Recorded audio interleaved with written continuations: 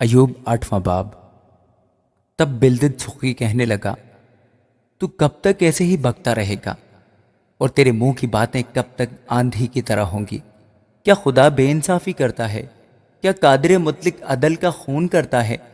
اگر تیرے فرزندوں نے اس کا گناہ کیا ہے اور اس نے انہیں انہی کی خطا کے حوالے کر دیا، تو بھی اگر تو خدا کو خوب ڈھونڈتا اور قادر مطلق کے حضور منت کرتا، تو اگر تو پاک دل اور راست باز ہوتا تو وہ ضرور اب تیرے لیے بیدار ہو جاتا اور تیری راست بازی کے مسکن کو برومند کرتا۔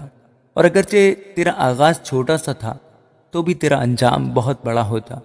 ذرا پچھلے زمانہ کے لوگوں سے پوچھ، اور جو کچھ ان کے باپ دادا نے تحقیق کی ہے اس پر دھیان کر، کیونکہ ہم توکل کے ہیں اور کچھ نہیں جانتے، اور ہمارے دن زمین پر سایہ کی مانند ہیں۔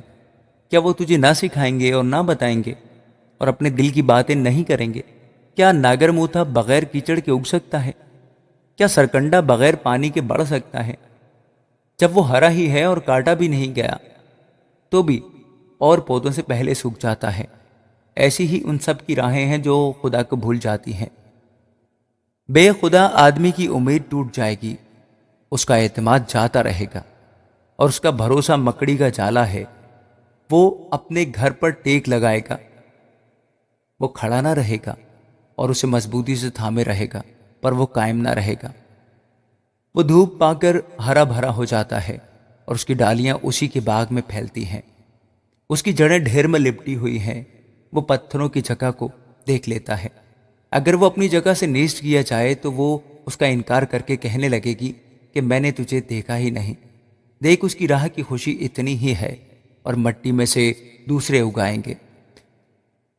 دیکھ، خدا کامل آدمی کو چھوڑ نہ دے گا، نہ وہ بد کرداروں کو سنبھالے گا۔